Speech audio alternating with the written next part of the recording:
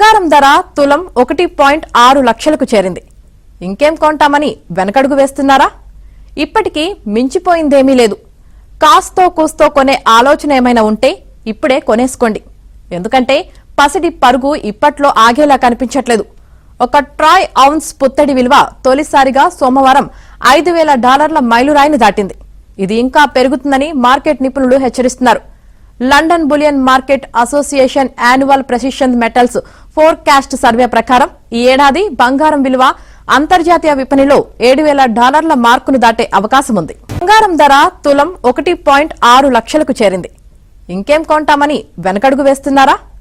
ఇప్పటికీ మించిపోయిందేమీ లేదు. కాస్తో కూస్తో కొనే ఆలోచన ఏమైనా ఉంటే ఇప్పుడే కొనేసుకోండి.